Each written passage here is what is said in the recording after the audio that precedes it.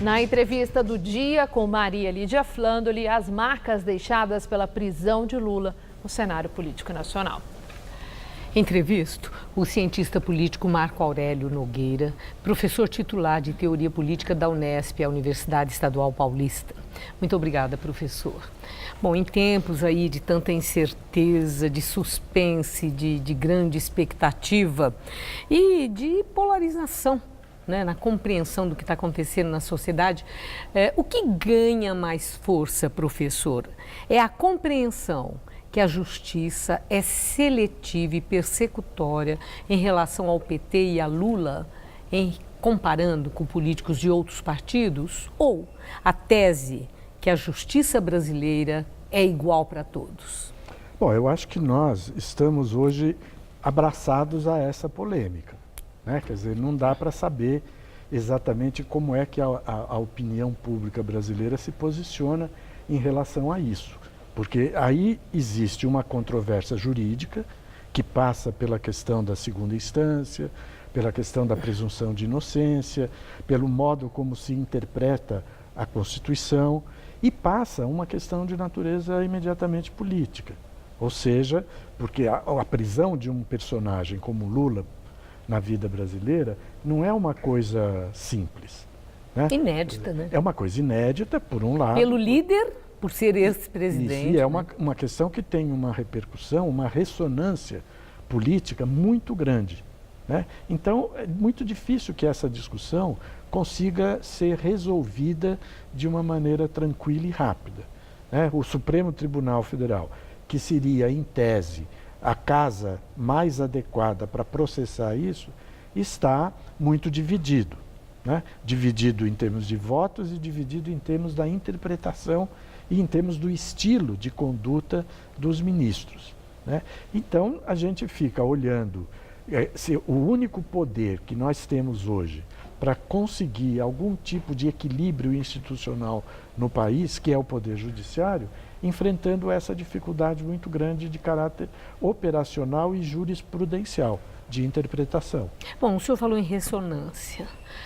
Conversando com lideranças petistas, entrevistando, existe aí toda uma estratégia. Então, no PT há um profundo ressentimento e, ao mesmo tempo, a certeza de que se impõe que a indignação precisa ser expressa. E há o interesse político nesse sentido, tanto que a militância vem sendo orientada para expressar esses sentimentos e essa indignação, e com um objetivo, o objetivo de conseguir a ressonância da tese defendida, de que o Lula é preso político, de que ele é vítima da injustiça, né, lá, das muitas instâncias do judiciário. Nós temos indicadores que essa estratégia de mobilização e de repetição como um mantra dessa tese possa ter ressonância na sociedade brasileira, ou que ela vai ficar restrita aos aliados e apoiadores de Lula? Eu acho que indicadores a gente não tem, mas nós temos alguns exemplos históricos que podem nos ajudar a discutir essa questão, né? Quer dizer, o exemplo histórico que tem se repetido, não só no Brasil, mas fora do Brasil também, é que sempre que um partido radicaliza demais as suas posições, né, para defender coisas que são de interesse direto dele, ele tende a se isolar um pouco da sociedade. Porque a sociedade não é majoritariamente composta de seguidores do partido A, B ou C.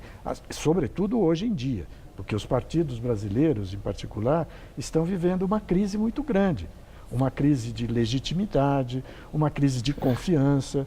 As pessoas olham os partidos e não se reconhecem nele, né? Então, um partido que tentar estabelecer uma linha de argumentação muito colada nos seus interesses de parte, nos seus interesses corporativos, sejam eles quais imediatos, forem, né? No caso de ano também, eleitoral, né? Exatamente. Eu acho que esse partido tenderá a ir para um certo tipo de isolamento.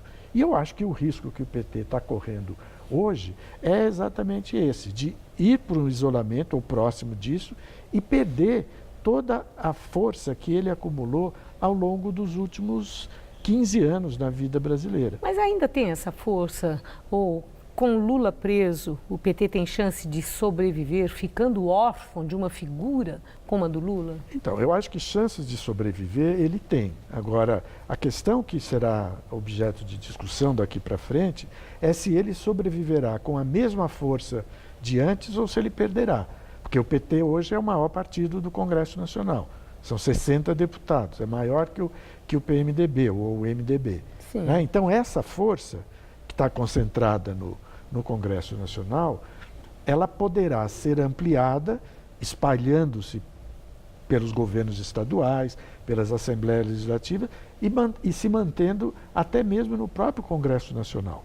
Né? Ou poderá sofrer um emagrecimento brutal em função desse isolamento potencial que o partido sofrerá caso ele enverede por uma trilha de radicalização e de concentração exagerada na salvação do seu líder principal. E aquilo que o Lula falou no discurso no sábado, lá em São Bernardo do Campo, que o pensamento dele, o coração dele, o sentimento dele, mesmo ele sendo preso, que tudo isso ficaria com cada uma das pessoas que o estavam ouvindo e vendo, no pensamento e no coração dos brasileiros. Preso, isolado, impedido de ser candidato, Lula continuará vivo no imaginário brasileiro? Olha, também é uma questão difícil de ser resolvida ou respondida de maneira... Tem chance? Tem chance. Tem chance, primeiro porque o mito Lula demonstrou ao longo desses anos todos uma capacidade de sobrevivência muito grande, inclusive de atualização. Quer dizer, o Lula já não é presidente do Brasil há 8 anos, há 7 anos. Né? E mesmo assim ele é o principal personagem da vida política brasileira, particularmente dos setores, digamos, de esquerda, que giraram esse tempo todo em torno do Lula. O próprio PT, que é um partido em tese maior do que o Lula, se dobrou à liderança do Lula. Né? Então essa questão, o mito sobreviveu até agora e poderá sobreviver. A questão que nós vamos ter que ver aí é que engrenagens serão montadas e ativadas para que o mito continue chegando ao conjunto da população. Isso a gente não sabe, porque depende do PT e dos partidos que estão ali fazendo uma aliança de solidariedade com o PT. A última questão, muito rapidamente, professor. A democracia do Brasil está ameaçada, considerando as palavras do comandante do Exército, general Vilas Boas, e de demais generais já na reserva, fazendo aí uma advertência clara de que possa haver uma intervenção? Olha, eu acredito que não, por 2 motivos. Primeiro, porque não me parece que seja a postura dominante nas Forças Armadas uma volta dos militares à política. Eu acho que os militares, de algum modo, assimilaram o que aconteceu no período 64-85 e compraram a ideia, digamos assim, de que a política é uma coisa dos civis.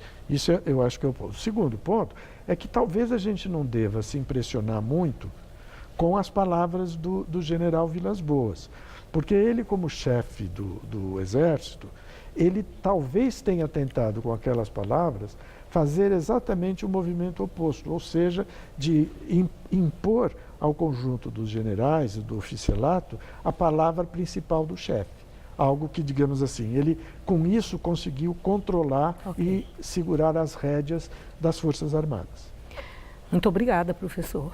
Obrigada pelos subsídios que o senhor sempre traz para a nossa reflexão. Uma boa noite. Um prazer, boa noite.